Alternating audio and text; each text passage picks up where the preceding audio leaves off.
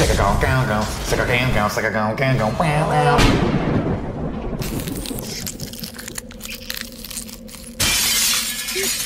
and gentlemen, we interrupt your regularly scheduled program to bring you breaking news. An asteroid the size of Texas is hurling toward Earth, causing a world-ending cataclysmic event. The President of the United States has put the fate of mankind's survival in the hands of the best deep core drillers on the planet. It is time to assemble the DisasterCast, ladies and gentlemen. Please welcome Tim. Cut to the wide. I mean, producer X. Cut to the wide. Please welcome to the stage our professionals today for the DisasterCast to talk about this impending doom that is happening in 18 days. Welcome Roger Picorni. He is an expert in keeping me up to speed on the latest TikTok trends that I will discover on my own in 2 months on Instagram.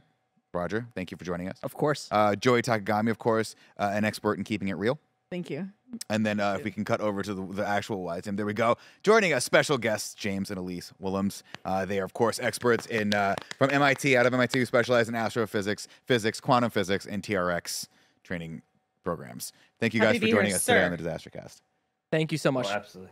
What a time to be alive. A lot of people watching live right now, a lot of patrons. Thank you so much for joining us. As you know, normally we do the KindaFunny podcast at this time, but a couple things have happened. And I would talk about those before we go into this. One, everyone's gone. That's the number one thing. Number one. That is the number one thing. Number two, that's it. Everyone's gone. And we just said, we wanted to do a stupid disaster podcast for so long. Every time I bring it up, James and Elyse are like, yes, let's freaking do it. But we can never fit it in the schedule. So I thought, how fun would it be to hijack the KindaFunny podcast for a second and then talk about one of my favorite disaster movies that I think Roger's never seen before. Never right? seen this. Never seen this. And of course, James and Elyse, you guys have both seen Armageddon before, yes? Oh, yeah. Oh, big time. Okay, Of course. perfect. So today, And Nick, yes? can I just say, Yes. is it that there's never been time for it, or that no one ever Wanted it to happen? Well, I think there's been we'll pull the curtain aside and we'll talk about the politics of KindaFunny and Funhaus. Okay, two organizations that are constantly being kept down by the man. Who is the man in this situation, ladies and gentlemen? Who is the who's conspiring to keep us down from doing all these great, really old movies that people in the chat watching live right now have never seen before? I'm not going to name names because I'm not that kind of person. I ain't no snitch, right, Cool Greg? But his name rhymes with Tim Geddes. And just so everyone knows how this whole thing works, we're not going to tell you who's producing this show today. No. But this whole thing came about 2 weeks ago when they were like, hey guys, can you just fill in for the KindaFunny podcast? And we were all talking about, we'd love to do this. I brought it to James and Elyse, I said, that's great. And we said, how funny would it be if we just hijacked the KindaFunny podcast, titled it KindaFunny podcast episode, whatever, we're on 270, whatever, dash the DisasterCast, dash special guest, James and Elyse Willems, right? We're talking about Armageddon today. But how it would be even funnier if we just did it and Tim didn't know until the podcast It was came out. Yeah. Yeah. Tim, of course, supposed to be off today. And then, unfortunately, Kevin had to be off today. And Barrett was off today. And Barrett was off today. So not only did I have to not make this a surprise for Tim, I had to go to Tim Crawling. and ask him if he could help produce this today. So, ladies and gentlemen, I'm happy to reveal Producer X is Tim Geddes. Wow. On the ones and twos. On the ones and twos today. Produce is what they're saying here. Now, Nick, I want you to know that I was ran through how to do all this, and I was specifically told, do not cut to the wide. Do not reveal James and Elyse until you do. So I did not mess that up, all right? No, you were totally fine. You were perfectly fine. That's what we get for not rehearsing. No, this is what we get. You know, now that I'm on this side, I get to be the producer role that gets to like nitpick every single thing and complain that you're the problem. It's not me. I'm always the problem. If there's one thing I know about in this organization is I'm the problem. A. B. The second thing is when you cut to my one right now, I look like a small child on his first day of kindergarten. You told me to change the shot. No, this looks better, but for whatever reason, the framing on this just makes me. It's because these are so low. They are. Low. I need a. Cool G, can you do me a favor? Can you find that star from SpongeBob SquarePants so I can put it behind me and have a little bit of a lift, please? Yeah, we don't have any pillows in the office. We do not have any pillows in the office. All right, ladies and gentlemen, of course, today we're gonna run through just the facts of this disaster. Armageddon release date July 1st. 1998. Directed Roger, by Michael how old Bay. were you in this movie? What year? 1998. 98? Yes. Almost negative 1 year old. Negative 1 year old. Oh, I wasn't Negative 1 expecting years that answer. I thought you were gonna say you were like 2. No, negative. Oh my Negative gosh. 1 year. Negative 1 years old. I hate that. I was graduating high school. I had probably already graduated high school in 19. We were July slow 1st. dancing to "I Don't Want to Miss a Thing." Which, if we're trying to think about maybe the conception of Roger, Oh, it is possible that "Don't Want to Miss a Thing" was playing during that fated night, or morning, or afternoon. I have often The thought math adds up. about you as being a spiritual successor to Steven Tyler. Thank you. I'll take that. I look at you and I just think you guys are so similar in Oh my vibe God. and nature. Yeah. Of course, produced by Jerry Bruckheimer. Cinematography by Jason Schwartzman, who I believe also shot some of Michael Bay's other films. And then music by Trevor Rabin, who also scored some of his other films. So you can hear the music and see like a lot of the shots in this. The constantly moving camera. Yep. Those are taken from Bad Boys, and you've seen some other stuff like that. So he worked with a similar team. Of course, we would be remiss if we hadn't already mentioned the fact that Aerosmith's contribution to this movie cannot be understated. absolutely. Okay.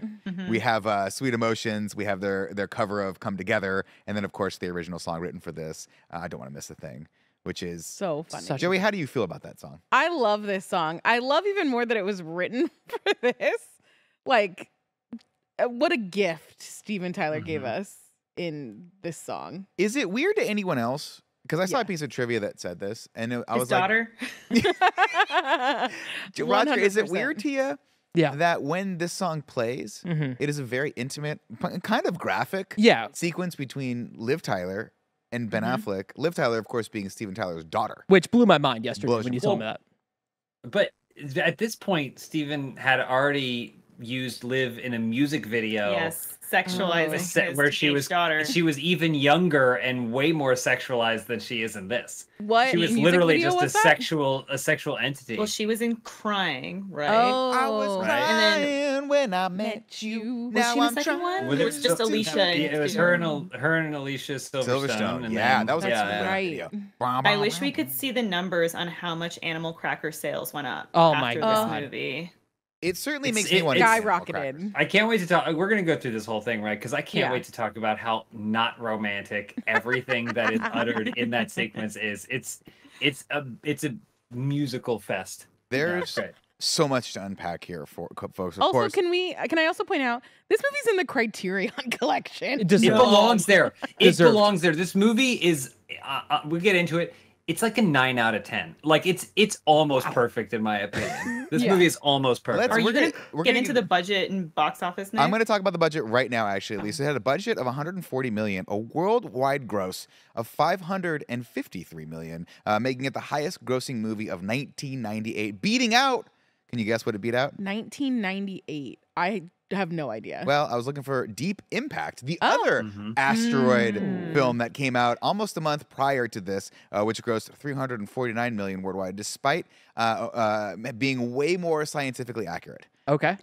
Can we do a little backstory on the Yeah. DisasterCast as a whole? Please. Absolutely. Oh yeah. Well, we have to also So- figure out what makes a disaster movie. I think we said we were going got- to. Sure, yeah. yeah, we'll do that. We got a lot of But- segments. So we got a message from Nick. But it's like seeing the bat symbol in the sky. It doesn't matter what the request is, we go. We're It's like needed. a SpongeBob pillow. But it basically started with something. I want to trick Tim. Something. We're going to talk about disaster movies. Producer. And by this point, Elise and I said we're in. Right? We didn't even know what we were going to be talking about. Elise was like, "We should hedge our bets. Just start watching disaster movies to make sure that we've seen what everyone has settled on." For kind of funny. And so before we decided we were going to watch Armageddon for this episode, Elise, we watched Deep Impact and Dante's Peak, Great films. both. And I, growing up, because you got to pick one. Yeah. You're either Volcano or Dante's Dante's Peak, Peak, and yep. you're either Armageddon or Deep Impact. True. I grew up Volcano, Armageddon. Okay. That was me Having too. watched all three within the last handful of days, I was 100% right. Yep. 100% You sure right. were. You sure were. Now here's the thing. I don't have a specific opinion on Dante's Peak versus Volcano because I was such a huge fan of Pierce Brosnan back in the day because he was James Bond that Remington I just Steele? was. What's that? And he was Remington Steele. That I was just automatically a Dante's Peak guy. Oh, interesting. But I'm happy to go back eventually and watch Volcano, and I will give it a fair shake because I remember that's Tommy Lee Jones, right? Yeah. See, I'm the opposite, where I was automatically a Volcano girl because The Fugitive has such a a death grip on my family. It's like one of our all-time favorite movies, and he plays the he's not an FBI agent. He's U.S. Marshal. That's right, because then he did U.S. Marshals after that. He did indeed. Yeah. So I've only seen Dante's Peak a handful of times, but I also remember it being slightly traumatizing. Everyone always cites the point where they're going through the lake in the dumbest way possible. Yeah. And the grandma gets out. But Volcano ends with a helicopter shot as it plays "I Love L.A." And honestly, you can't win against that. It doesn't matter what happens in Dante's Peak. You can't beat that. Perfect. Now here's the big question, and Roger. So we glossed over this. Yeah. But it cannot be understated that Hollywood is nothing if not redundant. There was a series of moments in the late '90s and the early 2000s, actually pretty much all throughout the '90s, when one studio would do a movie, a genre movie, another studio would always be developing a genre movie, and it was an incredible competition between these two to see who would get better. Right? We had the Volcanoes, the Dante's Peak. We had the Tombstones to the Wyatt Earps. What's that? Twin Films. I believe they were called Twin Films. Twin Films. I've not heard that, but that is an apt way of putting it. So imagine. This is how much of a fanboy I was of Bruce Willis back in the day. I refused to see Deep Impact. Oh. Knowing that was coming out. I don't think I watched Deep Impact until it came out on video, like years later. I was like, finally, I'll sit down and watch this. Because in my brain, my stupid child brain, I was like, Armageddon came out first. It's the best movie. Yeah. It can't be beat. Meanwhile, I'm wrong about all of that. Deep Impact came out first. Well, the best thing is that according to the guy who wrote Deep Impact, he had a meeting with a Disney executive who just took down notes and then stole basically every single concept of his idea. He had and then they went on and he's like, I'm making this movie Deep Impact. And the guy was like, a meteor? And then that was it. So then they just made a new one. That's incredible. I love that so much. Yeah, I have no knowledge of any of these movies that you're talking about. Never heard of Dante's Peak or Inferno or Volcanoes. I don't. It does. No. I only know about Armageddon just because I know Ben Affleck is in this one. That's the only reason I know about this movie. Now, what was your? I want to start with you, Roger. Yeah. Let's kick this off. Oh wow. We have to figure out what constitutes a disaster movie. You're so right. I feel like that's the ground level. It's tough because I think we think like natural disasters, but then there are movies about man-made disasters happening. Yeah, absolutely. Well, I had a whole list, and some of those I realized are not disaster movies so much as they are monster movies, right? Like I'd love to rewatch Tremors with you guys. I'd love to rewatch Lake Placid with everyone, but can those be constituted as a natural disaster? These are animals that are of the earth, exactly, of Mother Nature. Cool G brought up a great point. Well, of the earth. But like origin nuclear disaster caused this thing to grow underneath and then think boom boom and then Godzilla, right? But these are technically monster movies.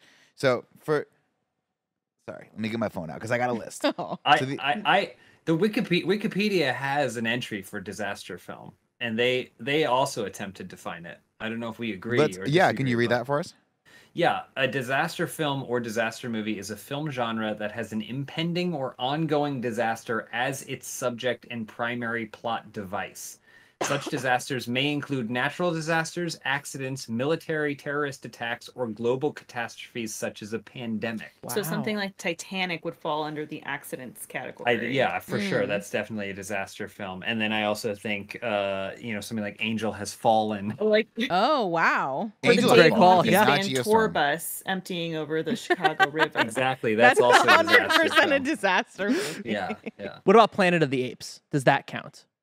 That's great because it's post-apocalyptic, though. But the disaster is not the central plot device. It's the politics of a world run by apes. But the first one, though, I mean, they're all natural creatures, right? Like, is that too much of a technicality here? I think don't overthink it, Roger. I think that's science fiction. If there was some sort of thing and they're like, oh no, and they fell to the center of the earth, and then within the earth were a bunch of apes that had a society, I would say maybe, perhaps. Okay, interesting. But just landing on what you perceive to be a a different planet. We all know, because we were looking at it through hindsight, right? Like, we know that Planet of the Apes ends with them being on Earth. But if you're watching it, you're thinking, oh, he just goes to a weird planet where these things are different. So I feel like since it's not, the plot doesn't hinge on that. But I'm thinking about the remakes, though. I'm thinking about the remake where they all, like, the Mark Wahlberg? No. No, not that one. One with James Franco. Where they, where it's like a pandemic, essentially. The Matt Reeves one. Yeah, I would say those, yes. Okay. Yes, maybe those as well. I can see those as being fitting in the disaster. Yeah. Okay. Yeah. I would say for sure, though, the next time Tim takes a vacation, and we do this again, which Tim takes a vacation every 6 years. Yeah. So in 6 years, for sure, the movies that I think we can all agree are approved for the DisasterCast list. And tell me if any of these sound crazy. Okay. Number 1, Twister. Yes. Yeah. Are you familiar with Twister, Ron? I've heard of it. Okay, it is about. I want to watch Twister so bad. Bill Paxton? Guess what Twister's about? A Twister. You got it. You nailed it. Number 2, a movie that after watching Armageddon queued up on HBO Max. I'm sorry, the Max now or whatever. Was it Pearl Harbor? Because that's what queued up for me. But I would not count Pearl Harbor as a disaster movie. That is a disaster in a whole other meaning of the term. Disaster. I just mean the movie's garbage. Yeah, but I kind of love it. It does say military. Military. That's fair. That is true. I would say no. The movie I was looking for though, it was you might also like on the Max, Outbreak. I don't know that I've ever. That's what queued up for me too. Great disaster movie there. Of course, about a virus hitting fantastic. Love watching that one. The Core, which I've also never seen. Which you've never seen. No. In preparation for this podcast, Elyse also insisted we catch all watch, but she did not. She chose not to finish. She tapped out. Oh, wow. You know what? At At least the other movies they could rest on the nostalgia of the 90s. I just found the comfort in them in that way. But that one was early 2000s and I was not interested. You just weren't doing it. And your boy producer Tim is very nostalgic about the early 2000s. Shout out to The Core, baby. I had a poster in my room. Do not acknowledge the early 2000s. Oh, no. Who gave producer X the microphone? Inevitably, we'll cover The Core. We're going to have to. You're going to have to finish it. But when we do, we need to make sure we reference the late night talk show interview where Hilary Swank says she's so excited for this film because it puts the science back in science fiction. Yeah, of course. And then hard cut to Aaron Eckhart holding an apple on fire to explain to a bunch of military generals how the Earth works. Oh man, I will never forget my one and only interaction with Aaron Eckhart is he was at Comic-Con for. I want to say Frankenstein. The Frankenstein movie that it was. What was it? Frankenstein, yeah. And I was miking him up or helping mic him up because I was producing the show that year for IGN. And I said, "Hey man, I'll probably never get a chance to say this to you again, but I really love The Core." And he goes, "I'm so sorry." Wow.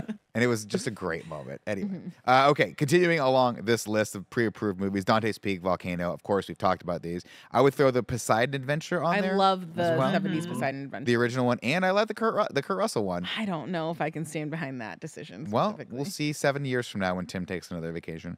Of course, we've got Titanic, which you've talked about, Deep Impact, San Andreas. Honestly. Gonna be a fun watch when we get to it in 27 years. Which I've never seen. I'd love to watch like 2012 or The Day After Tomorrow. Okay, those are both the next two on my list. 2012 and The Day After Tomorrow are great. They're so fun. Day After Tomorrow is horrible. Oh my god. That's the Jake Gyllenhaal, right? The disaster happens within the first third of the movie, and then it's like they forgot that there had to be more.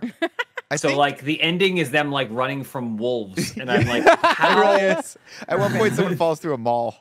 It's so bad, but I love that one. And then of course, the last two that we have to talk about, which I've only seen one of these, but the one that gave this podcast its original namesake, Geostorm. And then Moonfall, of course, the spiritual successor of Geostorm. We got to watch both of those at some point. Most of these. Does question Backdraft count? James, you are the expert. Would Backdraft count? I think so. Yeah, Fire is a bad guy in that. Yeah. The best thing about Backdraft is they treat Fire as though it is like a serial killer, like tormenting the town. They're like, oh no, the Fire's back. Well, they sort of do that in this movie as well. And at least I know you have a question. They do. There was one piece of trivia that said they really made the asteroid want to feel like it was a monster that was trying to like kill them. So it's menacing. It has like a certain color profile to it, and it has sound effects that like are growls. Yeah, it growls at people. Elyse, what was your question? More like two questions, I guess. Do alien invasion movies count if they're causing lots of destruction? And if you're specifically talking about Independence Day, I believe we will allow it. I'd have to go to the judge. James, how do you feel about this? It's tough. That's a tough one because there are disasters within it, but it feels like that's leaning more into the fully into the science fiction genre. What about like I don't know. I think that's it's a crossover for sure. So and something like The Meg, is that more like a monster movie? Great question, because I had Deep Blue Sea on natural disaster on the list as well, and you like feel Placid? like, I mean, those are naturally occurring animals. Yeah. I'm gonna allow it. I feel like we have to allow them because Cool Greg's been trying to get us to watch that crocodile in a house movie for like 6 years. Crawl? Yes. And I feel like we have to do it. The movie's called Crawl. In the trailer, at least, it is always swimming. That is true. Well, I think that might be a 1-2 punch where it's a animal, but also there seems to be a lot of flooding. Yeah, for sure. That definitely counts. So I feel like on one of the two counts, it has to. Yeah. And I think it says a lot about us that we went to the Meg first before Jaws. I feel like that's a great indication. It's a good podcast. Well, oddly enough, though, I wouldn't put Jaws up as a natural disaster movie. Okay. That's more to me of just like a monster thriller movie, because it's just one shark. It's a big shark. Yeah. But I mean, nothing compares to the Meg. I will say, I think like maybe a criteria that I think about, piece of criteria I think about that I think all of you do too, is the level of destruction. Yes. In the wake of whatever's happening. Well, it's also the touchstone for me of a good disaster movie is like during that destruction, what is the experience of surviving it like, right? Because that's really what's fun about Armageddon, for instance. It's all the challenges they put in these characters' way that they have to overcome those challenges, and it's like clockwork. It is challenge, emotional moment, overcome the challenge, next emotional moment, challenge. You know what I mean? Like it is perfectly formatted to keep this movie moving along at such a fast clip that you don't even have time to realize the absurdity of sending people who have never been to space, whose only job is to drill into the Earth, to an asteroid that's hurtling its way toward the planet at 20,000 miles per hour, or whatever the heck it is. Incredible. It's so incredibly incredible. I don't know. Should we talk about some trivia first, or Should we just get into the plot? Let's get into it. You want to get right into the plot, ladies and gentlemen? Of course. Folks, we do this podcast every week, by the way. I got to do the whole room roll. Joy, I slacked you. I did. Yeah, that's right. Is that correct? Okay, great. I do want to give a shout out to our, this is how much I prepared for this. I totally forgot. We still have shit we have to do for the KindaFunny so podcast. Much. Good Lord. I know. I do want to give a shout out to our Patreon producer this month, Nathan Lamoth. Thank you so much for that. I just wanted to double check that was correct. Of course, if you guys want to be Patreon producers, you guys can be watching the show live right now and not have this spoiled for you on Twitter, as I'm sure it's going to be the biggest reveal in the history of online everything. Absolutely. All time. It's huge. It's probably trending right now. What's that? It's probably trending, at least in the U.S. Guarantee we're trending. We teased this out all this morning, so people are really expecting this right now. Joey, please hit us with that plot song. Oh, that's right. I gotta pull it up. I don't want to say the plot. I don't want to get things wrong because I miss you, babe. And I don't want to miss a thing. I just want you guys to recognize, first off, wonderful job. I got big shoes to fill, and he does these every week. It's real hard. He wears a size 7. I just want to say real quick, I was on for the pre-show where you were telling Joey that you were going to send her the lyrics that she would sing to the song of that. You only changed like maybe 3 of the words from the original lyrics. Like this was Weird Al Yankovic. This was not. James, there's a reason why we're not that popular. Okay. I do want to point out the fact that I used the word "bay," which has a double entendre. That was excellent. Thank you. Ladies and gentlemen, here is the plot of the 1998 classic. As always, please feel free to stop me whenever you want. If you have little tidbits of trivia, if you'd like to talk about anything, I have some trivia as well for this movie. Watched the illuminated director's commentary, which is weird because they essentially had Michael Bay, Jerry Bruckheimer, Bruce Willis, and Ben Affleck all separately record commentaries and then chopped it all up and put it into one. It's very weird. Well, on that note, actually, before we get into the plot, I'd be remiss if I didn't ask people's actual top line thoughts on this movie. And Roger, as the newcomer to life and to this podcast and to this movie, I want to start with you. What did you think of Armageddon? Where do I start? I liked Armageddon. I didn't cry. I didn't like have this emotional connection to it, but I enjoyed my time. I think that you start off immediately with that title sequence and you're like, I'm fucking in for a ride. Yeah. But I will say, I was like, man, this movie's going great. We're about to go to space.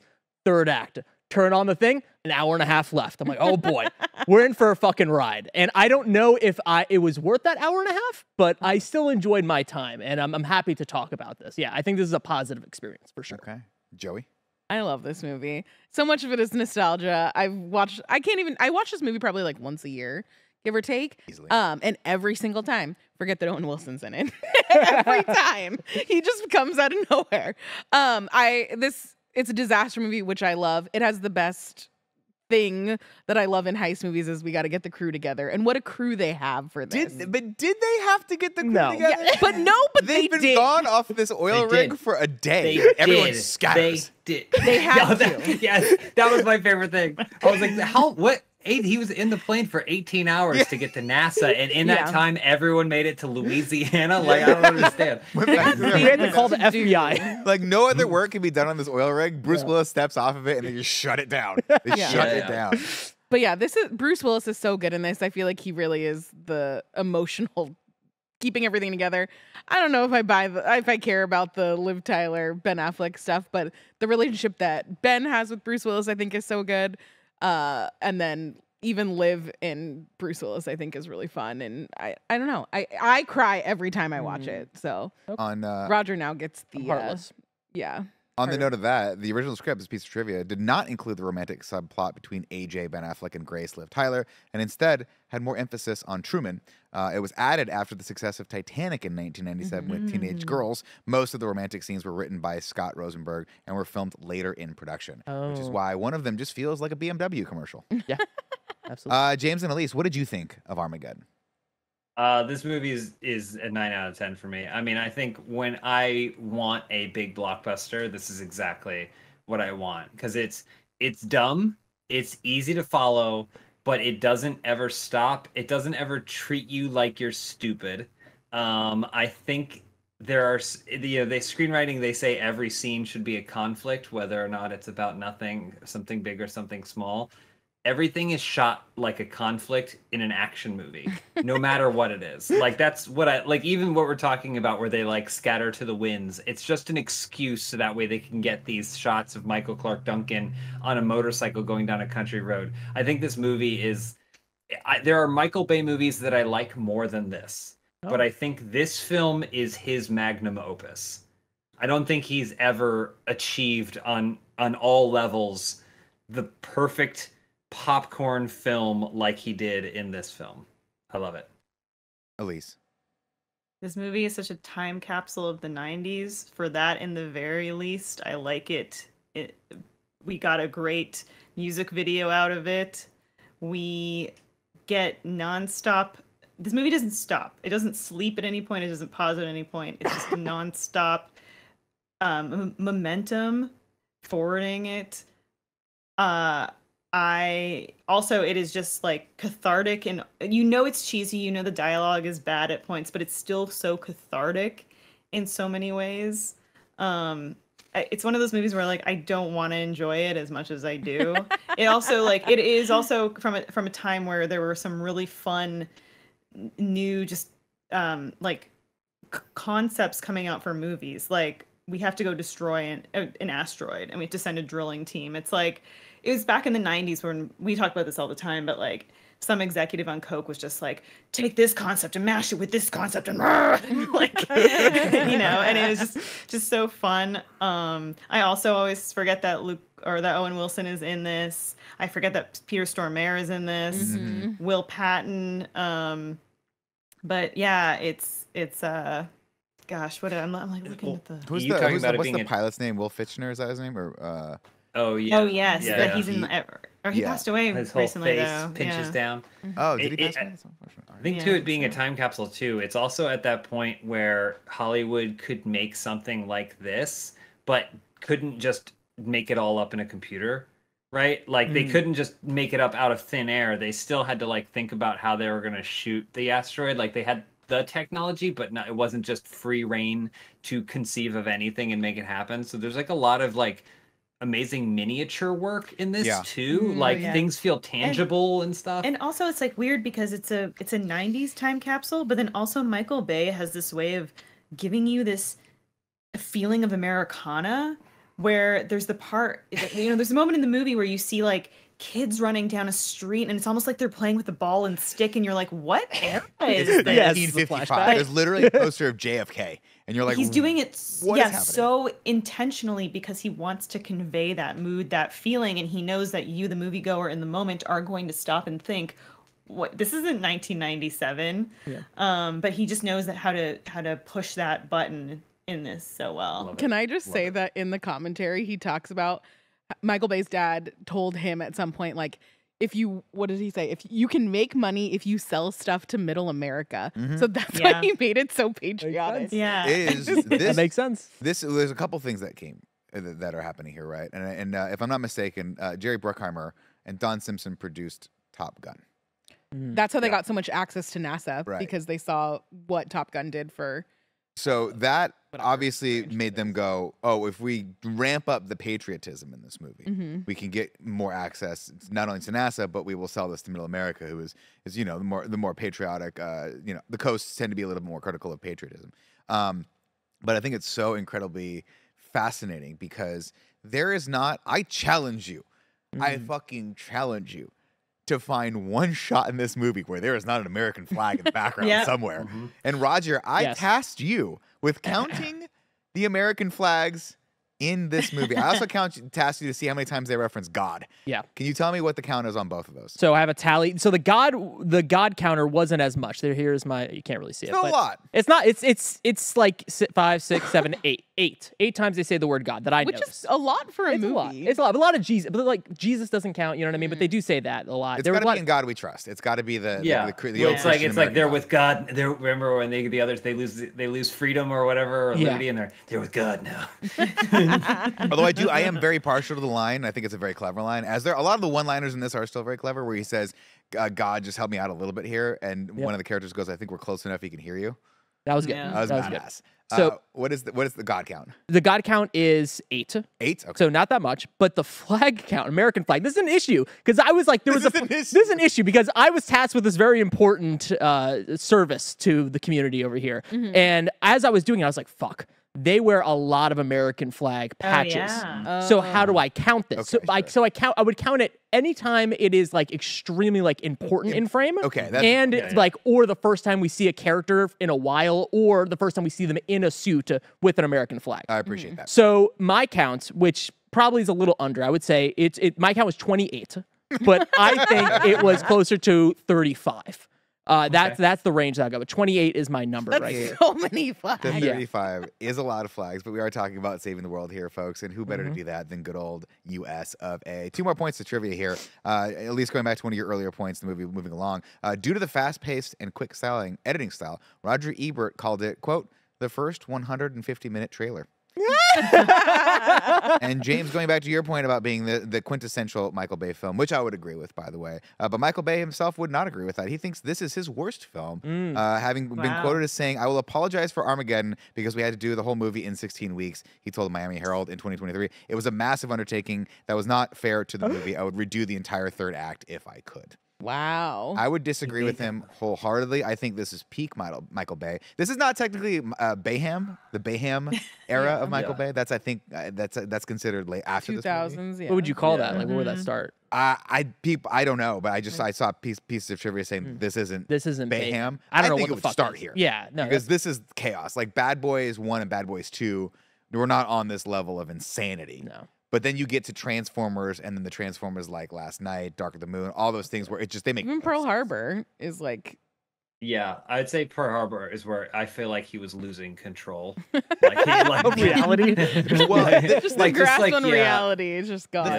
The thing that I like about this movie is, unlike the Transformers movies that are just kind of nonsensical, right? Like they can if you're entertained by them, that's one thing. If you like how they look, that's one thing. But the plots just tend to meander and not make any sense and not really be tied together in a lot of those movies, especially the later Transformers movies.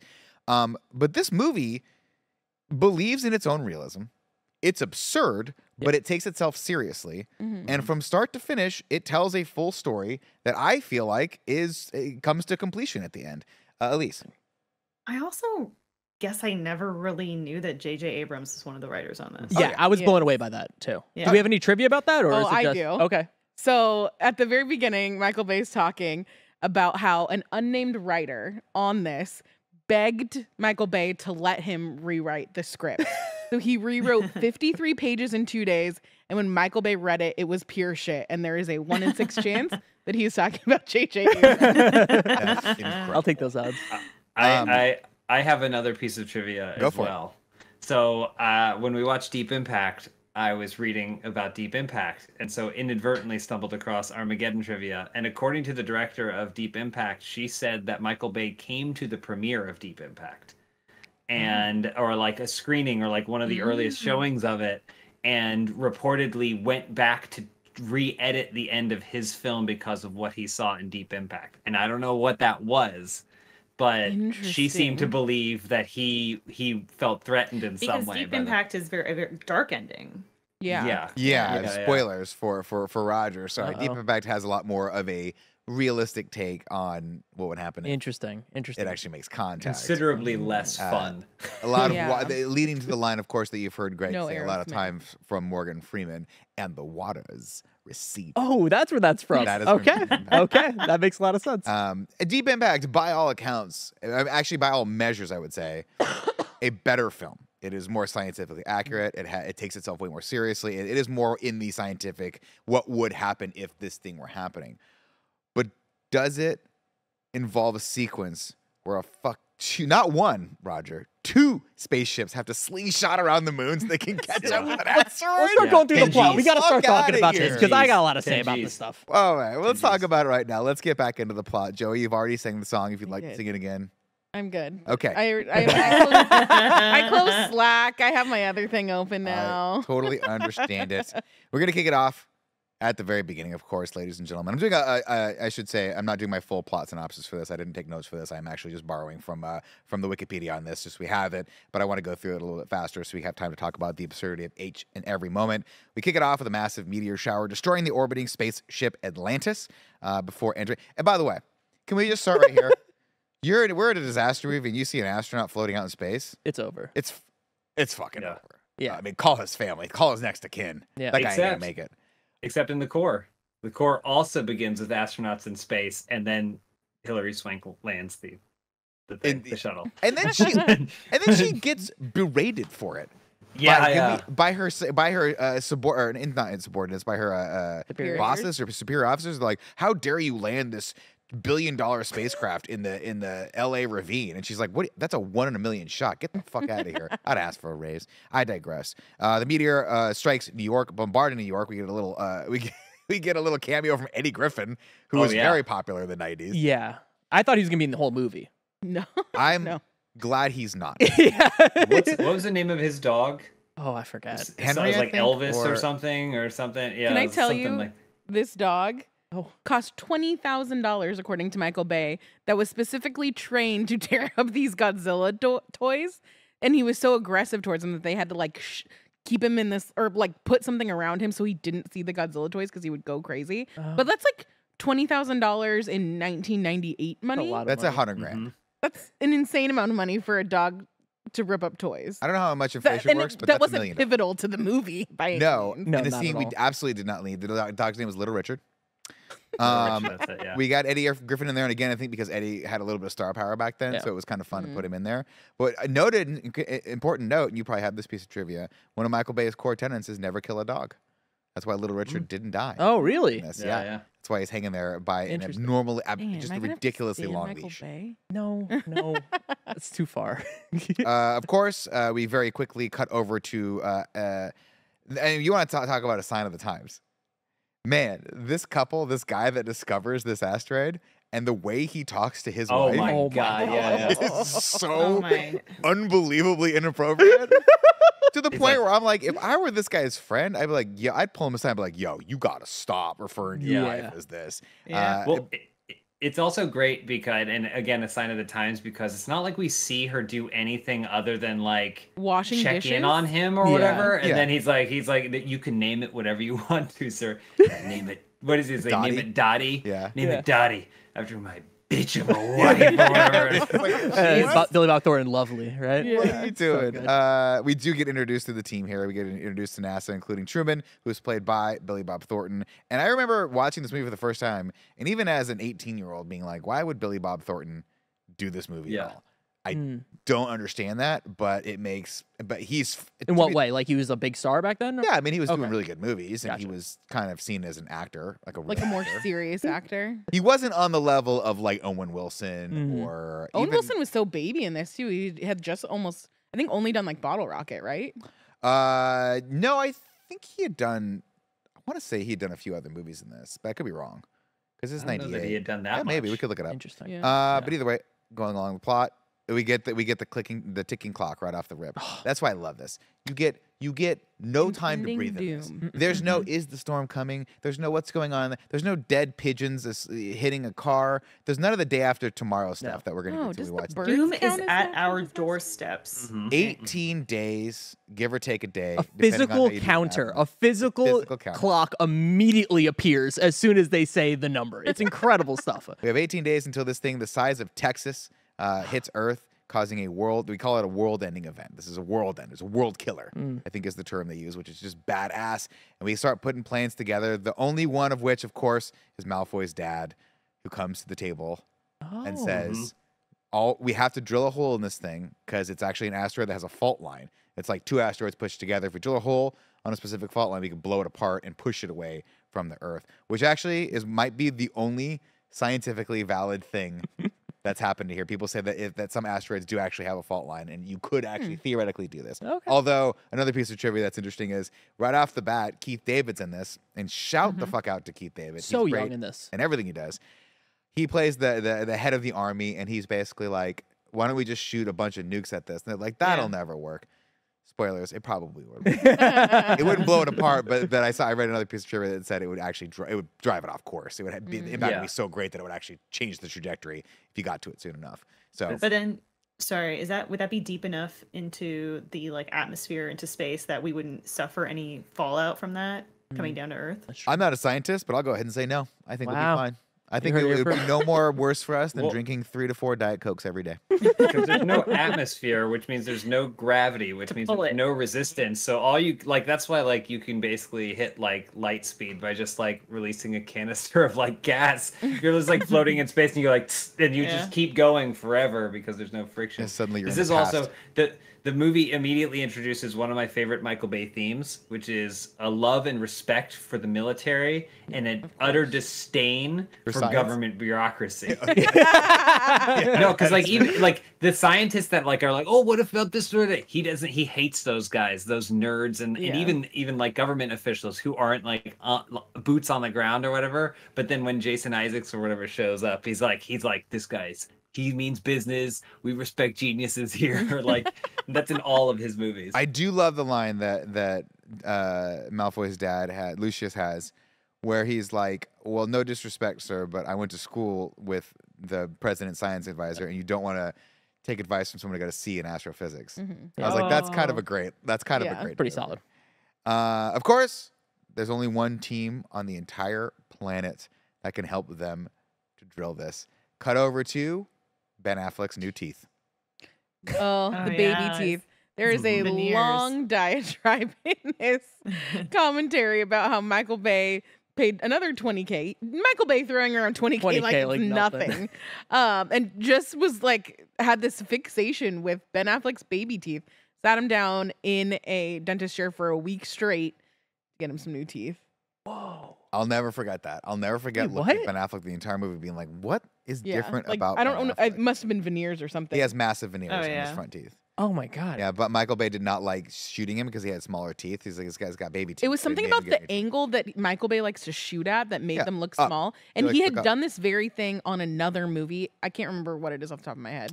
I had it in trivia. I'll look it up if I can. So he was like, oh, well, we just did this for another movie, so we can just throw some new teeth on Ben Affleck. Permanent teeth. Yeah.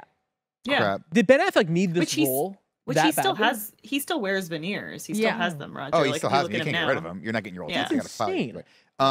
Ben Affleck at the time, Roger, was not a big star. Yeah. So did he do Good Will Hunting before this? Good question. But remember, he was a side character. Yeah, that's true. Maybe they coincided with each other. Because Good Will Hunting was like wasn't it 98 too? Yeah, I think they may have won the Academy Award this year. They won the Academy Award here somewhere, but he really wasn't put on the map as the Ben Affleck that we know. 97 until he did this, the 1-2 punch of this, and then Pearl Harbor. Yeah. That made him like heartthrob Ben Affleck, if I'm not mistaken. Chat, if you guys are watching this on YouTube, correct me if I'm wrong. Put it 97. In the comments below.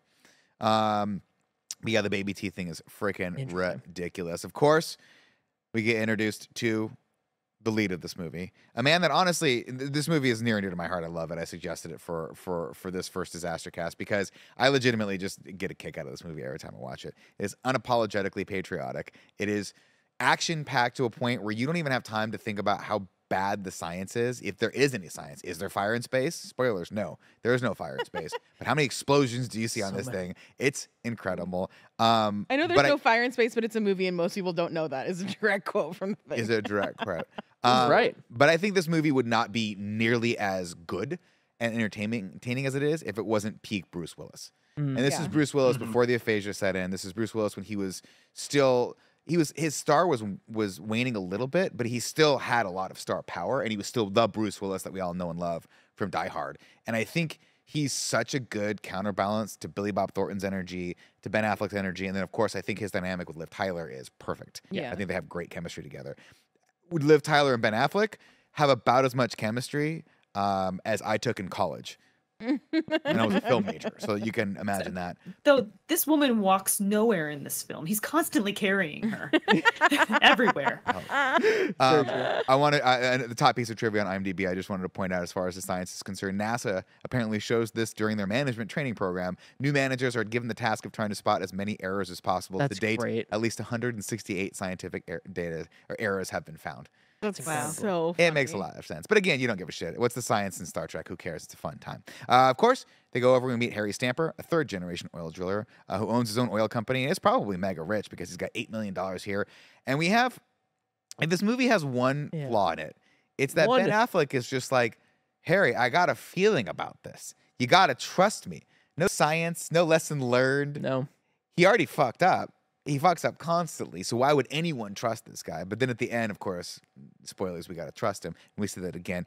He goes, they blew rig 8 or whatever it is. Oh, who was on shift that night? I'll give you one guess, and it was AJ. And AJ is baby Ben Affleck, and baby Ben Affleck and baby Liv Tyler, who I think was like 20 years old when she did this movie. They are in love. And it does not go well. We meet the rest of the cast, of course, too. We meet Michael Clark Duncan. We meet Steve Buscemi, who... Great. This character. Yeah, this is... You want to talk about another character you're not going to probably put in a movie ever again. I felt so bad for Steve Buscemi throughout this entire film, of just like, this is such an unlikable character. Yeah. And it just, every word that came out of his mouth, I was like, oh, fuck. Why'd they have to put this line in pure Steve Buscemi's He's mouth? Rockhound. They call him a hound because he's horny. Which also, like, the names of some of these guys, like Rockhound, Oscar Choice, Bear Curleen, Freddie Noonan. I'm pretty sure Fred Noonan is the name of Amelia Earhart's navigator. So, can we talk about Noonan for a second? Which one was that? Which one is he? Exactly. Yeah, exactly. Is he the guy that just randomly shows up on the asteroid and then gets killed? This is the first time I've ever actually tracked this while watching the movie. There's a character, Noonan. He has a beard and short dark hair.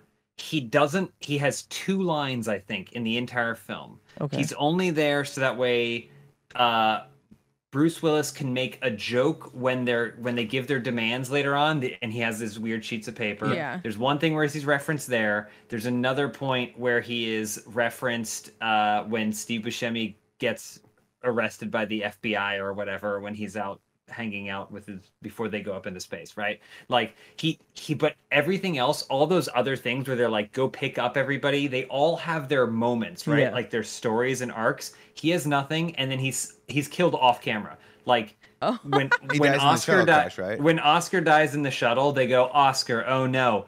Noonan is also dead, not acknowledged. The whole time I thought his name was Manon or something. I didn't even know what it was as we were watching. I was like, who is that guy? Like, I just kept asking Elyse, who is that guy? Like somebody had green screened him in 25 years later. He's like always like half cropped out of the shot, and he's just never participating. Even the interrogation scene where, you know, when they're giving them the NASA test, he's not in there. They don't do anything with him. It's just wild. Fred Noonan, wherever you are, I saw you this time. I want you to know that I saw you. It's one of those things I think, honestly, because they obviously, like, this movie was edited so much that they were like, who do we have that's really, like, just keeping it along? And they needed more humor in it. So I feel like they lean more on Owen Wilson, who, by the way, is not on the oil rig. We never see him once. We don't see him until he's randomly recruited riding a horse. That makes sense. With the sun behind him. And he has my favorite lines in this whole movie, which we can touch on as we get to them.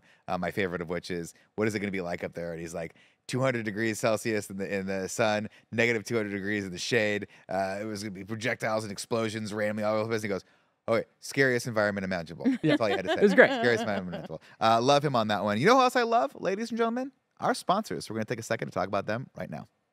This episode is brought to you by Amazon and Summer Game Fest. We are in an absolutely stacked year of video game releases, and you can find all of them on Amazon.com/SummerGameFest. I hope that you found a spare few hundred hours to play all the amazing games that have come out this year already. Gamers have been eating good this year, but this is the only place you want to be.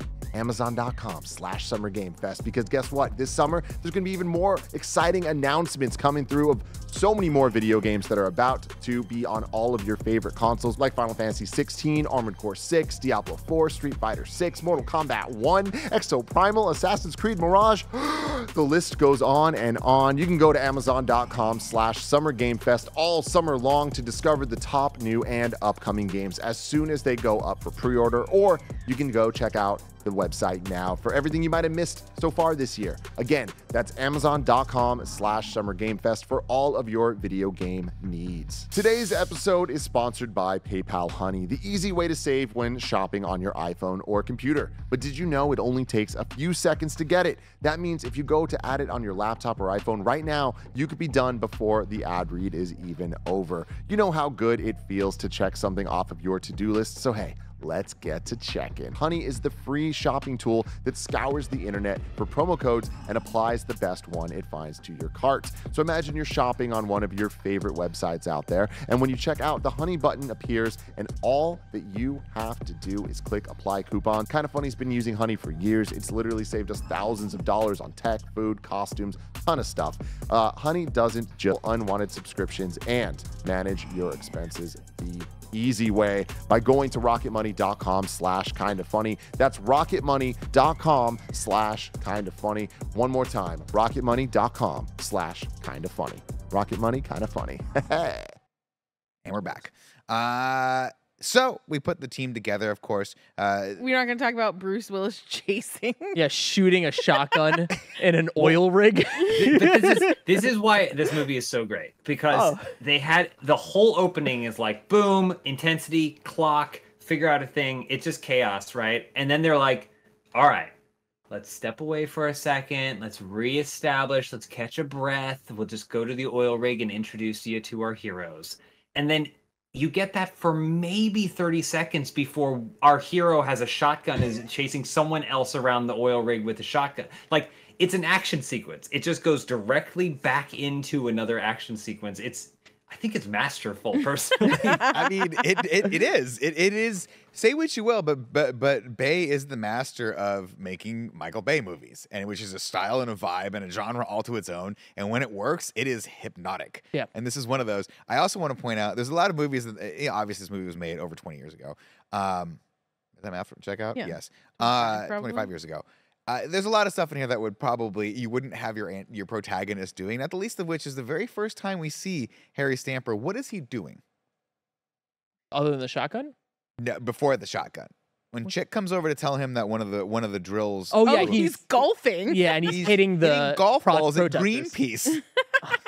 Not only did we love the military back then, hate bureaucracy, kind of make fun of science a little bit. We eschew science for the everyman, right? But we also loved oil and fuck you, environment. Is what this movie says. But fuck here's you, the global thing. warming. That's the thing about this movie, though, is because it's stupid, but then there's always a line thrown in to justify, and even in that sequence, he has a throwaway line which he says to his buddy or whatever, his pal, and he goes, "Don't they realize what's powering their boat?" Yeah. So the boat that they're protesting with is running on the same oil, and it's the hypocrisy. So like even in Michael Bay's twisted brain, he's not like fuck Greenpeace. He's like fuck those hypocrites. For like they're still using it too. It's not a solar boat. They're not on sales or whatever. So it's so great. Just works together. It does indeed. Of course, they come and get Stamper and they bring him over to the government where he meets Truman and where he's sort of told the situation and he is taken aback. And he has that great line where he's like, "Don't you guys have like plans for this? You're NASA, for Christ's sake. You're supposed to have plans for all this sort of thing." And he, of course, agrees to get the team together. And of course, if we're going to do this, we got to have a team. Yeah. And when I watched this the last time, I was like, yeah, of course I had to have a team. We'll just call the oil rig while they're all there. Send a chopper out there and get them. No. In 18 hours, they all just took off. Now, I can explain this in my headcanon as that they all have criminal records. So the second they saw the government come there, they just scattered. Oh, okay. But then why would you go back to your hometown? Yeah. But I do love, I think it's all worth it for the scene of Michael Clark Duncan riding a Harley Davidson down the road screaming, "Come and get Papa Bear." as they're just trying to pull him up. They're just like asking him to stop and he's like going through all the barricades. It's such a dumb scene, but it totally works. It's just wild that they're just like, "Hey guys, we can't do the same NASA thing that we did with Bruce Willis's character. We got to send the FBI after all of these guys around the globe." It's like, why? Just call them up. Just call them up. We have that's not how it works with Roughnecks. Phones, you know? That's not how there's it no works with there's no Roughnecks. landlines anywhere. Well, he says once these guys get off the rig, they scatter. They're ghosts. They don't want to be found, which was weird because you're like, how do you get the next job? I don't know. Maybe it's FBI. like the military where you're like on leave for a certain amount of time. I mean, it's a job, right? So when you're not done, when you don't have the next one coming up, you come to it, I presume. Can we talk about, because like with the fallout from the shotgun is that Bruce Willis does not kill AJ Ben Affleck, but he does fire him. He does say he does say et cetera, but he's still fired because he was irresponsible. He followed his gut, but he didn't consider the safety of his crewmates or whatever when he did the thing. Ultimately, he does decide that he needs AJ to run the second drill because he knows he's the best, as we will get into his relationship with AJ deeper as the movie goes on.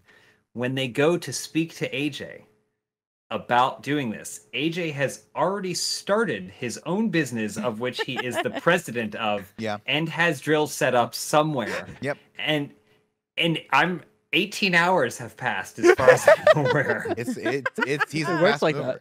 And you start to see what kind of an asset AJ really was to this team, right? The man could form an entire corporation in one day. It took us like 6 months to file. Do you think though that it was like that he really had this all set up? Or do you think it was like a Michael Scott Paper Company kind of situation? But even if it was, it's like, how did he get something like this off the ground? Like in 18 hours. In no time at all. It's like, this is the kind of thing where it's like, let's check in after a month. It's like they just spoke yesterday. I mean, the scene before this, which is often referenced because the Ben Affleck commentary is notorious for him talking about how dumb the concept is. 100%. And so watching it, I was preparing for it. But even similar to the Greenpeace thing, this movie does have a pretty justifiable explanation, which is that they have 8 astronauts ready to go up. The expectation is that Bruce Willis will just go with them and show them what to do. Right. And then he sees the work that they've already done and is unsatisfied with it, right? And then ultimately decides that they do need some experience there. So it's like the movie knows it's stupid, so it comes up with some sort of in-world explanation for why we should go along with the idiocy. And that to me is perfectly acceptable. Yeah, especially you have 18 days. It's the end of the world. Like we don't have time to argue about this. We're taking the path of least resistance, and if sending these oil drillers is going to get Bruce Willis up there,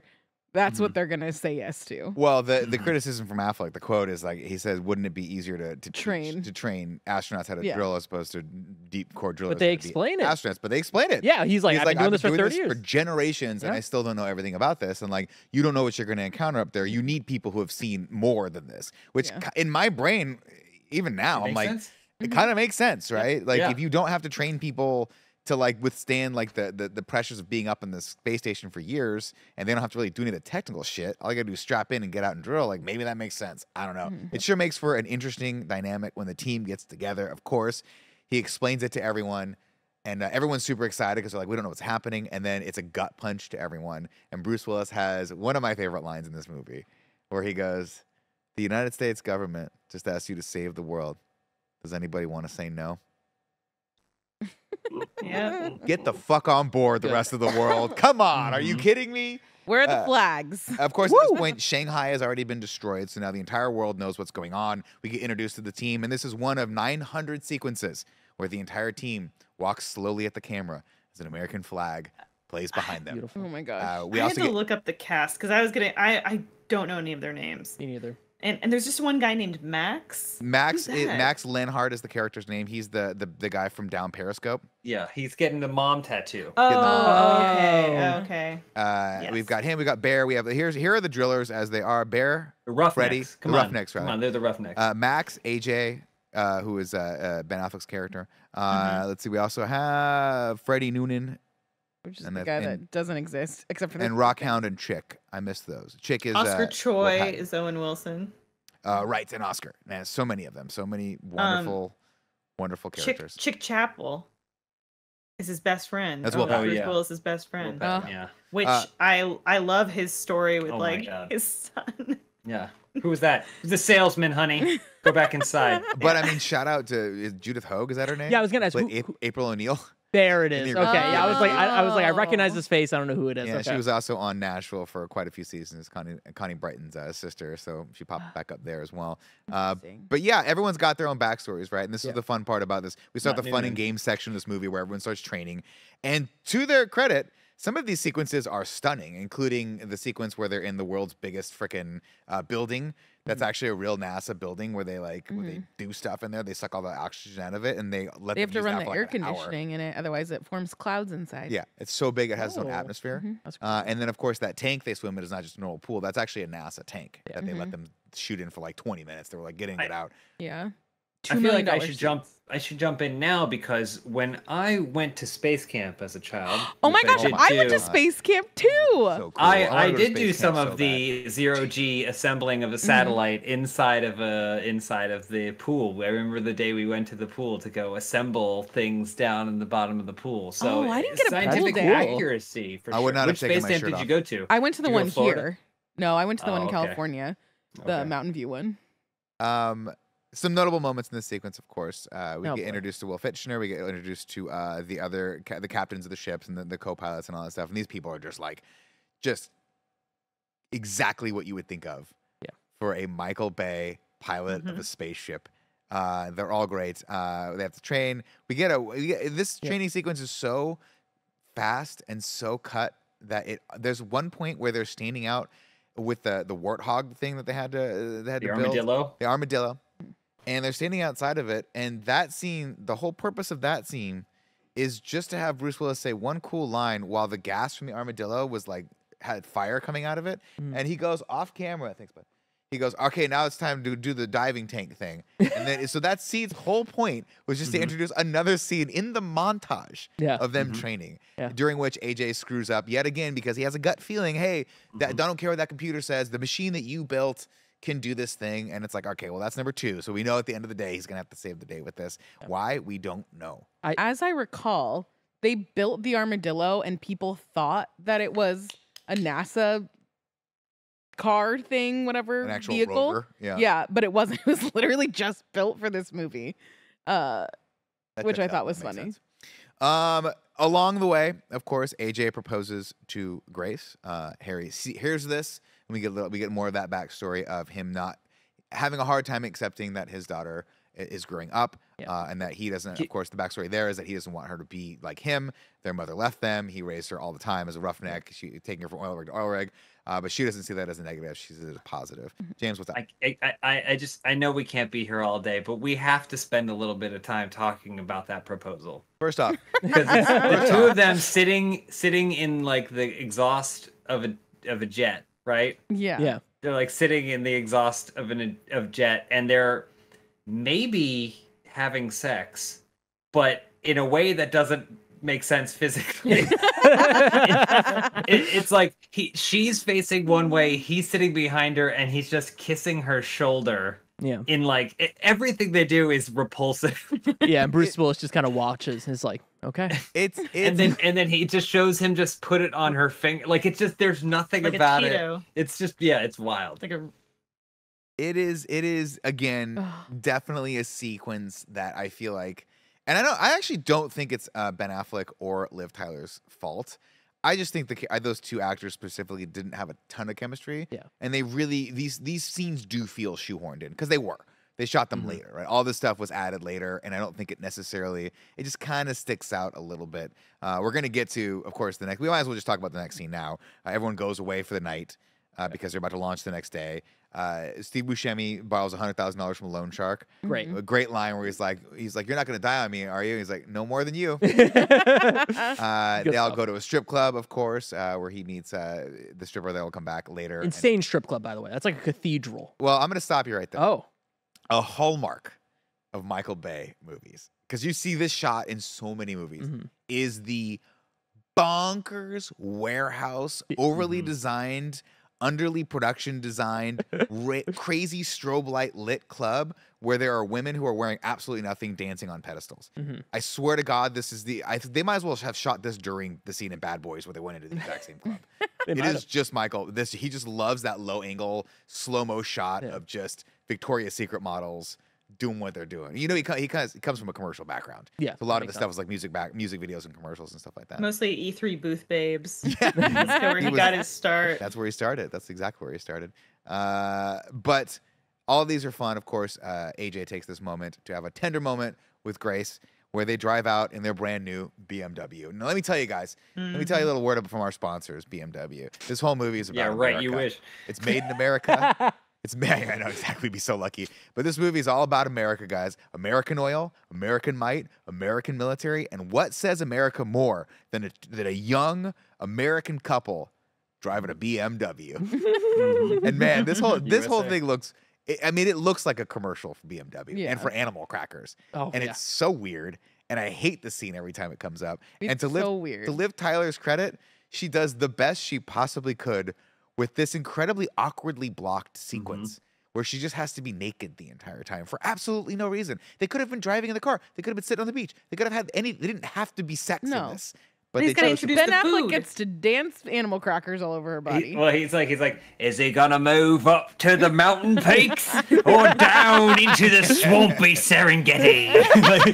It's like, is this romantic? Man. It's completely terrible. But we do get a touching sequence with them where they shot in what I think is one of the coolest sections of this whole movie. They shot in the actual burned out husk of one of the Apollos. Oh. And normally they weren't allowed to shoot there, but they gave them the opportunity to do that. And this sequence is like, I love how this is shot. And to the cinematographer's credit, like they're tiny in this. The visual storytelling here to me is incredible because they have this hulking, big, massive undertaking that they're doing, and that scene with this shell behind them, this burned out thing behind them, as they're having this incredibly touching moment about like Bruce Willis saying like, I don't want to like you to turn out like me, and she's like, everything I have that's good I got from you. Yeah, like our mom left both of us, and like you got to promise me you're gonna come home. And fuck, every time he promises, I'm like, don't do it. Well, then doesn't Michael Bay? He does the close up on the plaque here. Yes, which I think it was Apollo, right? Oh, I could be wrong. I don't want to get that wrong, but is it the Apollo 11? Yeah. No. Sounds right. We could look that up a little bit later. Chat, let us know if you're watching live. Roger can see you. I can't. My old man eyes will not allow me to see. I'll read it. But he will monitor that. Of course, it is time to take off. Everyone has come back from jail. And we get that's a great line. They just come back from jail. It just is what it is. And we get a sequence that I think is horrible, but I got to be honest with you guys. It's one of my favorite things that happens in this whole movie. They could have just had them say goodbye, but no. They decided that Ben Affleck is a man of many talents, James. And one of his talents, most assuredly, is not singing Leaving on a Jet Plane. Absolutely not. I thought this was adorable. Loved it. Yeah, I thought this was great. I love it. I thought it was everybody else joining in is so funny. In the commentary, they talk about how like this is either gonna hit or this is gonna tank your entire movie.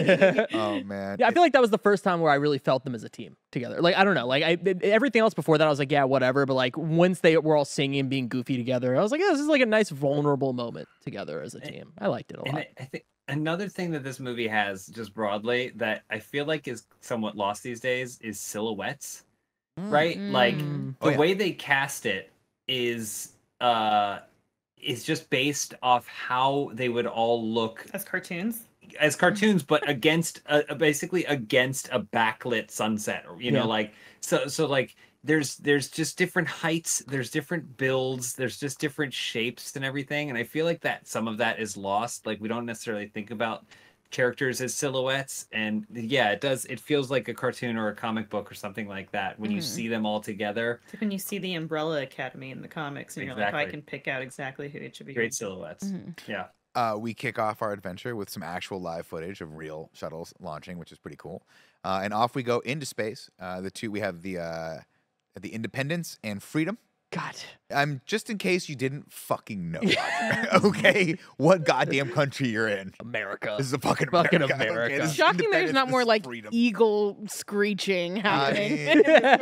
We do get the tiger growl from the asteroid in a little bit when we get there. But before they can get out to that, of course, they have to refuel up at the Russian space station. Which by the way, is not a thing.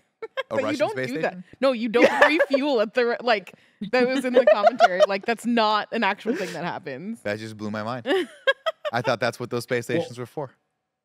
Also, they're like whipping around because they're refueling so that way they could execute the moon whip or whatever, right? And I'm like, I don't think that's how the slingshot. I don't think that's how slingshots work. It's like you just hit the gas to like shoot yourself out. It's amazing. So they mentioned that it's going to be a gravitational slingshot, which we all know is possible from Star Trek for the Voyage Home. Right? Okay, sure. Not the Wrath of Khan. When they go back into the past to find whales by slingshotting around the gravity of the sun. Whales like the animal? Also. Yeah, correct. Blue whales, yes. Oh, okay. And they bring two back. One's name is Gracie, which is crazy. On a ship? On a Klingon bird of prey, which they have to go and find.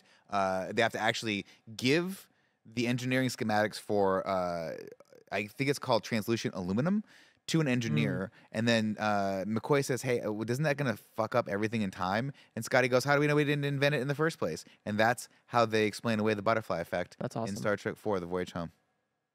Good movie. You said a lot of things. Joey, in the future, anytime anyone ever brings up the Star Trek movies, especially the original series Star Trek movies, it's the easiest thing is to go, oh, like never ask a follow-up because they'll have an answer that you don't want to hear. Because you almost got the plot from me starting from the beginning of Star Trek 4, The Voyage. Of course, Joey, you know why they're in a bird of prey.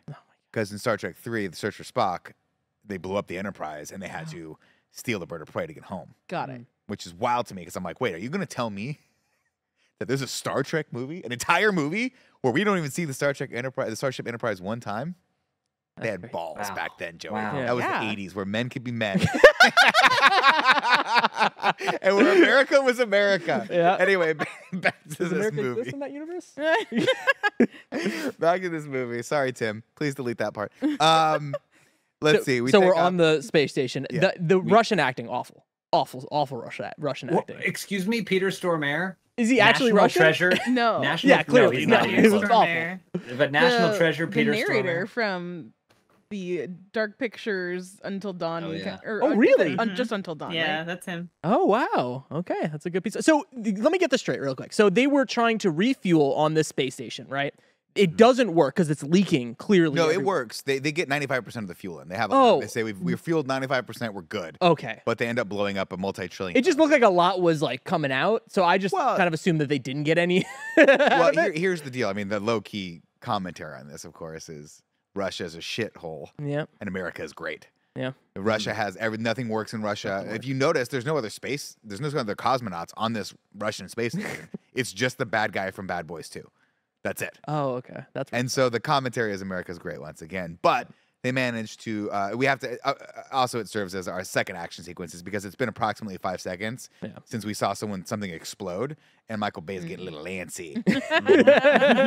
So they explode the space station. This sequence I think is fun and phenomenal and crazy. They got to climb through the ice, all that jazz. They both get in their own We also see how much Bruce Willis is willing to sacrifice for AJ, where he has to be pulled back to go and he's willing to sacrifice the entire crew for AJ, who we now know he thinks of kind of as his own child. Son. My son. My son. So good. Everyone makes it back to their respective boats, plus one cosmonaut, which is important. And off we go around the moon, and we get our first shot of Dottie. And I love the shot here of like you see the Earth, and then the asteroid kind of comes in. It just looks like this menacing claw of fucking Sauron. Yeah. Right. It is just like this chaotic mess of jumbled rock and hatred, and they come at it. Of course, they have to land on this damn thing, and it goes very, very bad for Freedom, the crew. I believe it's the crew of Freedom. They take a rock to one of the wings, and they go down. Yeah, and the two fucking pilots out the window immediately, just fucking boom. Weirdly enough, though, when you rewatch those sequences, they feel violent. Yeah. There's no blood. Oh. Because Is this a PG-13 movie? It's a PG-13 movie. Yeah. So I think if this had been R, you would have seen this a lot more. But he purposely was like, honestly, no one gets shot in this. There's no reason to have this blood. There is a weird gun, but no one gets shot. There is a weird gun, and we'll talk about that a bit later. But this sequence, I think, is I like one of the shots in this where you're seeing it from the perspective of the people in the Independence, and it kind of barrel rolls over them as it goes off into the distance, and everyone's screaming because they're like their friends are about to die, and they crash land. Of course, Independence manages to land on the rock, but unfortunately, they've landed like 200 miles away from where they were supposed to land. Where they were supposed to land was supposed to be like soft rock, and now they have some sort of iron core that is like impossible to drill through. Yeah. One thing I just wanted to say too is that like the whole Russian explosion is like does feel like Michael Bay getting antsy, but it still feeds into the rest of it because the urgency with which Ben Affleck and Lev get onto Freedom or Independence or whichever one, yeah. right? Whichever leads to him. So I'm sorry. Independence is the one that's damaged. Freedom Crew is the one that's sorry. So it leads to Ben Affleck's character not having his proper gear set up, so that way when he unplugs it, when they're going, he's chasing his helmet.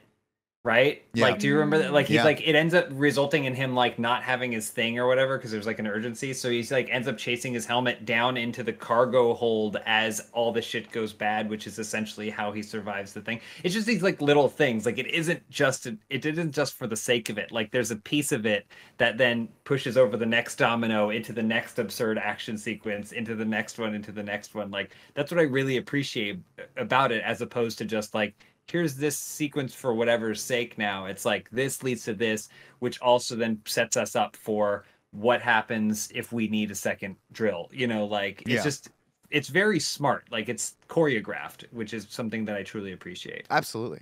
Of course, the first hurdle we're going to hit here is they start drilling and they blow the transmission, and like, dang, this ain't working. Will Fitchner goes, hey, I need to know what our progress report is. And he's like, it'll be a lot better if you just help us get this transmission up. He goes, what is our drill depth? We're supposed to be at 200 feet now. Where are we at? And he's like, we're at 57 feet.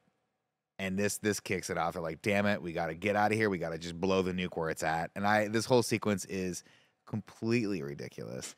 It goes back down to Earth, and Billy Bob Thornton's like, we got to figure something out. So they like sandbag it a little bit. The gun comes out. Pardon me, I'm about to sneeze. Joey, take over. Nick's about to sneeze. Bless you. Sing the song, Joey. Sing the song. Joey, so the Michael Bay and the thing says that they put the gun in because they were trying to sell toys for this movie because it was PG-13, so there was still like they were still catering to like a kid audience.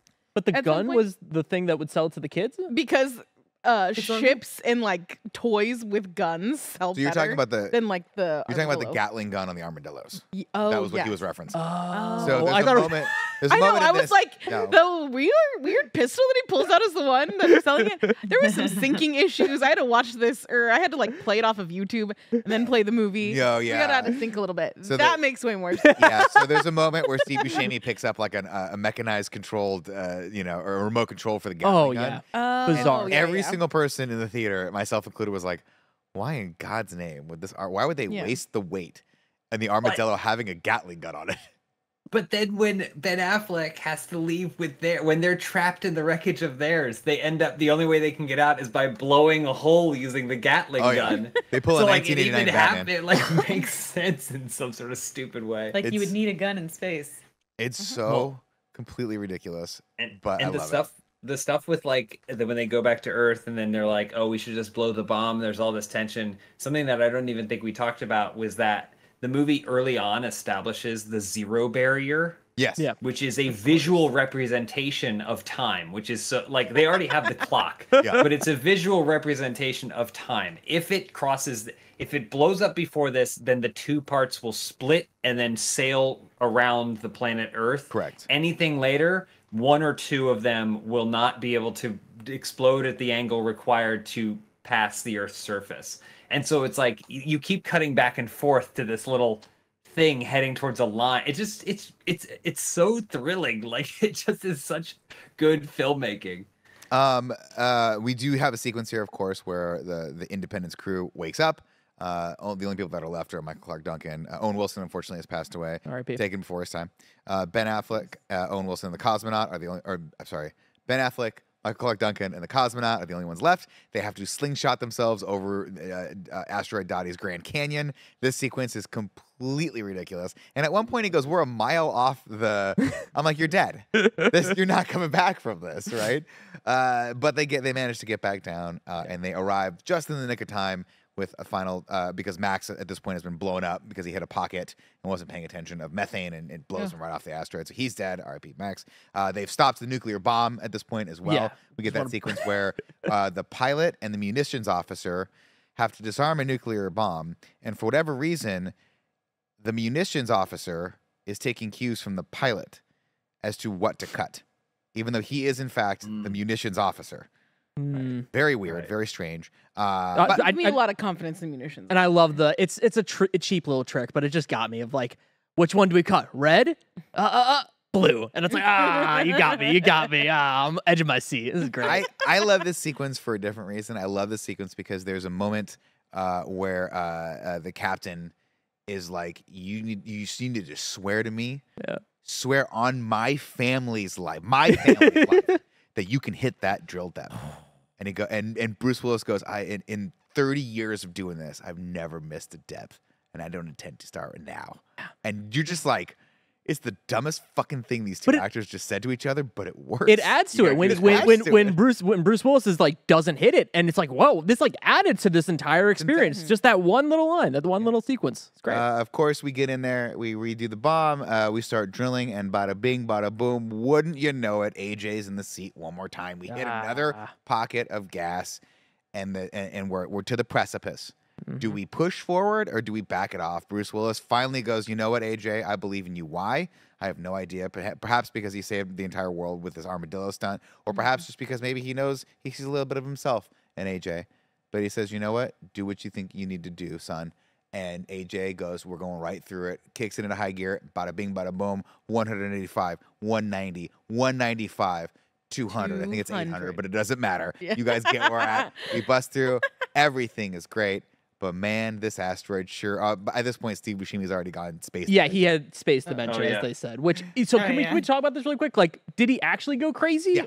Okay, and it's because of being in space. Yeah, he just went. It just was the stress of it was too much. He got space crazy. It happens. Like, is this a real thing? Well, yeah, you can get like it happens a lot to deep sea divers. Okay. Oh, the bends. Where you get the bends, but also just the sheer volume of like the stress of the situation that you're in. Yeah, I think it's like the gravity of what's happening to you. It breaks like, your psyche. In. He's also like looking at Earth and like I think realizing like it's like we always talk about how, you know, when the astronauts come back to Earth, it's like the same thing as when the hobbits go back to the Shire. You can't go back. Like there's that one hobbit with the big pumpkin and they're so big pumpkin, big deal. Know? That big pumpkin. Elyse, can I apologize to you about something? Oh. What? And this is you love Lord of the Rings now. This is something that I had to apologize to Andy to the last couple of days. The other day I was watching a DC animated movie on the Max, and it referred me to the animated Hobbit film from 1977. And I was like, I haven't seen that since I was a kid. I'll watch 5 minutes of it thinking, this surely will not keep my 43-year-old attention. Watched the entire thing, riveted by it. It's beautiful. And then it pops up, would you like to watch The Hobbit, An Unexpected Journey? And I said, you know what? I would like to go on an unexpected journey, HBO Max. Thank you for that very much.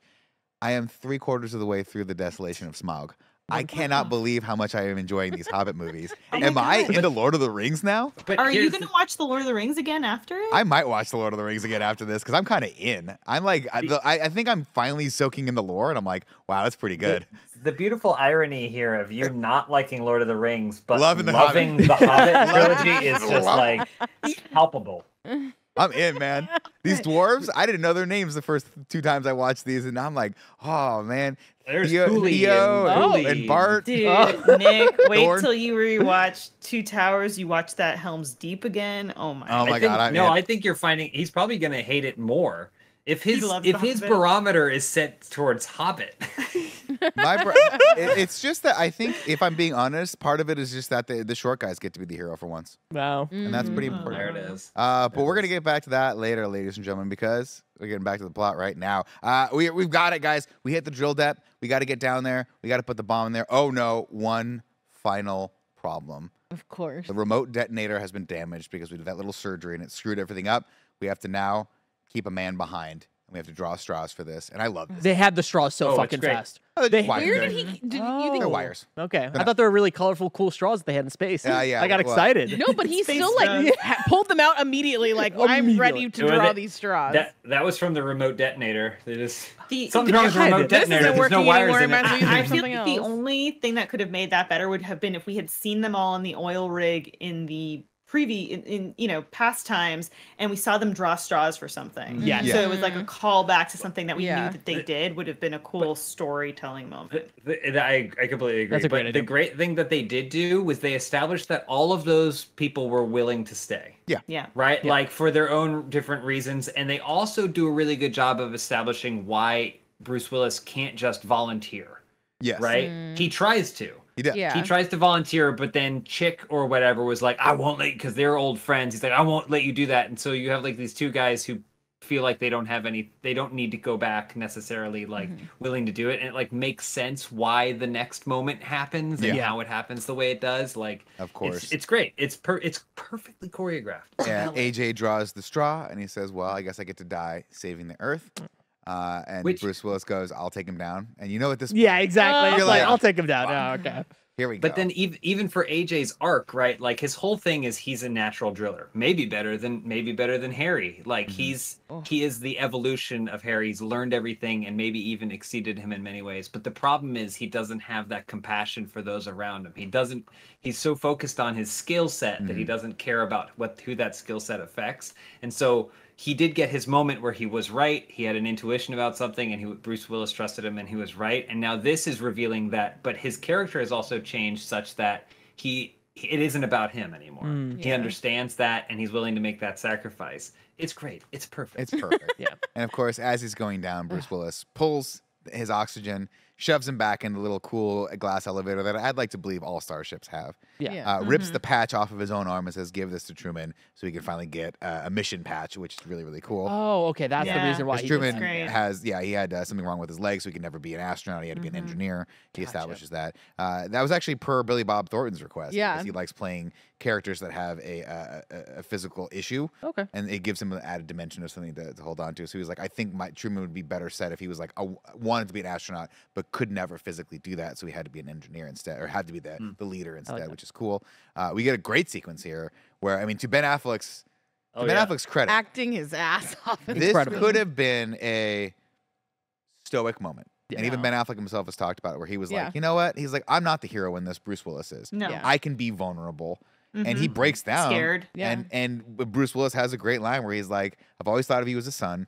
It's time. It's your turn now. Take care of Grace. Like, take care of my daughter. I love you. Yeah. And he goes, and he's, I'm like tearing up right now. He goes, I love you, Harry. I love you. And it's so good. Yeah, and then Bruce Willis, my son. My son. The next time, when Andy comes back, Nick, I want you to look at it. My son. I've tried to adopt Andy on a number of occasions. Legally. It turns out it's illegal to adopt a 32-year-old. They don't let you do it. But I'd love to claim his ass on my taxes.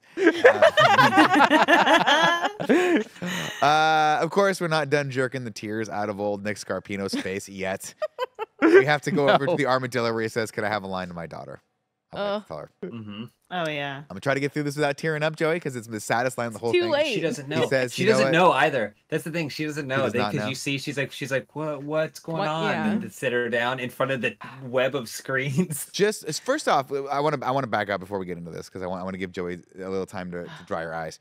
Cry every time. The production design behind the NASA headquarters, because we see the original, like we actually see a mission control from NASA in this, and it's very boring. It's that tiered sort of taupe looking thing. Michael said he wanted to sexy up NASA. And mother effer he did.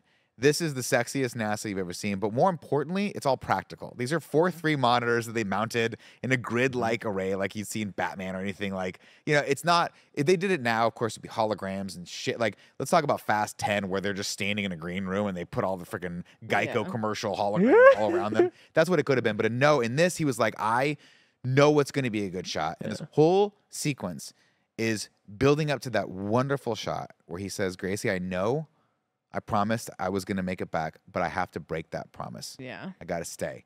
And she says, Daddy, no. And he goes, I love you. She goes, I love you too. And they lose the signal, and she just puts her hand up on the monitor Oh my God. as the camera so dollies good. backward. It's so good. Good.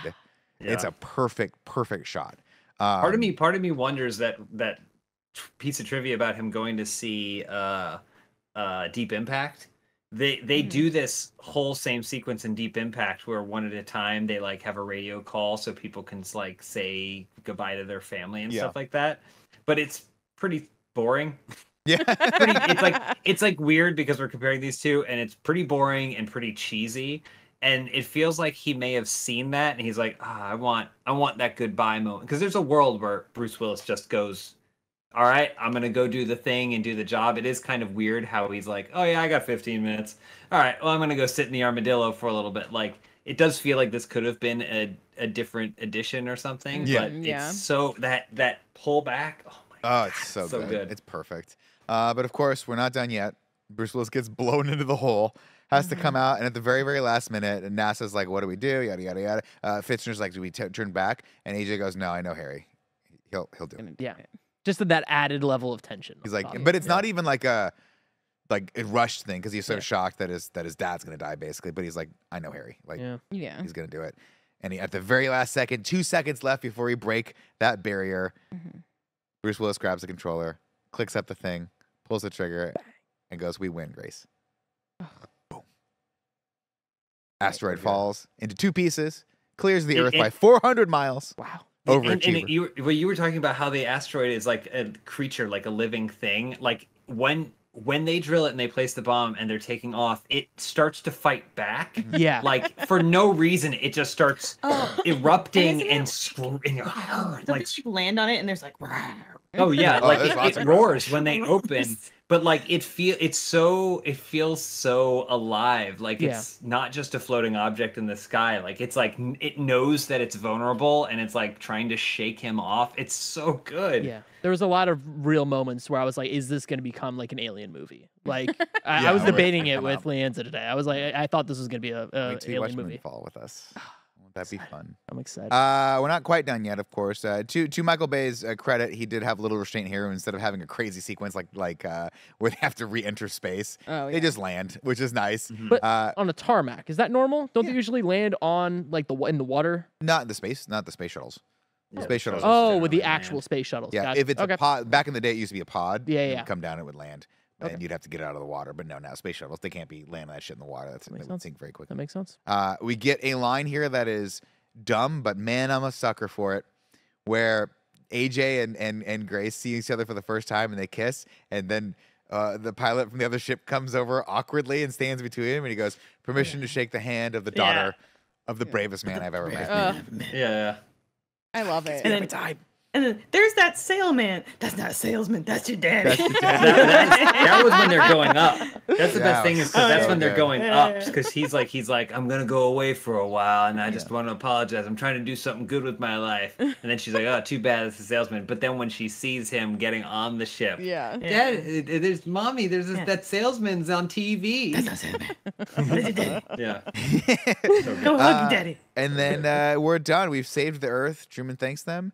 We cut to the credits. We play the Aerosmith song one more time while we show. Not enough. Well, Nick, I want. I want my photo of me deceased at your wedding. Yeah, that's the oh my gosh! It shows their roughneck wedding, and then it has the camera goes over, and then it shows Harry, Oscar, and half of Noonan. Yeah, Noonan just getting the shaft again. So good. God. What I love, the first time I watched it, I was like, why would they have pictures of them as astronauts? But then I realized, oh no, of course, historically they probably would. Like these guys are going up in space to save the world. Like take one headshot of them for the walls of NASA. That kind of makes sense, which is great. What doesn't make sense is why the entire wedding reception is right outside the church. Yeah, why not? Save a little money. Save money from a production standpoint because they added the sequence in later. They shot it on 60 millimeter. They're like, we should probably see the Yeah, Ben shot it on like his own camera to give it like a home movie feel. And it definitely has that because you're like, oh, he's feeding our cake outside of the church. That's really weird. The first dance is outside of the church. Oh, we only had money for it. That makes a lot of sense. But that, ladies and gentlemen, is Armageddon, 1998 classic. Thank you guys so much for joining us. We will eventually probably rank these movies in order of biggest to worst disaster, but this is number 1, so that's great. Yeah. Before we go, I do want to introduce one segment called Bad Boys, What You Gonna Do? What you gonna do when the asteroid is coming for you? Roger, you have 18 days left on this Earth. Your livelihood depends on a bunch of deep sea oil drillers. What you gonna do? What you want to do with my last days on Earth? Days on Earth. This is a heavy topic to bring at the end of the DisasterCast. Yeah, I'm thinking one thing. I'm watching Deep Impact. That's what I'm doing. You're watching Deep Impact. Yeah, I love that. Joey, what you gonna do? Oh, I'm breaking all of the dogs out of the local dog shelters, and I'm just living my life covered in dogs. I like that. I love that. James and Elyse, what you gonna do? I'm going with Joey to the shelter.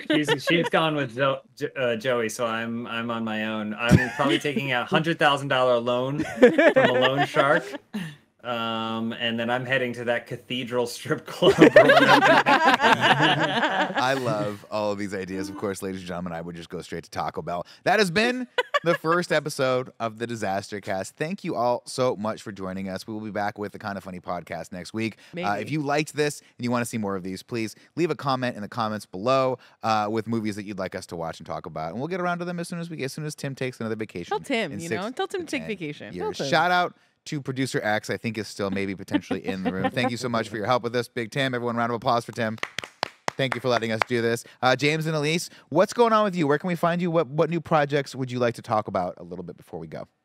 Thank you so much for having us on the DisasterCast inaugural episode. We can't wait to be back for more. We are at Funhaus every day. We stream Tuesdays and Thursdays from 1 to 5 on youtube.com/Funhaus.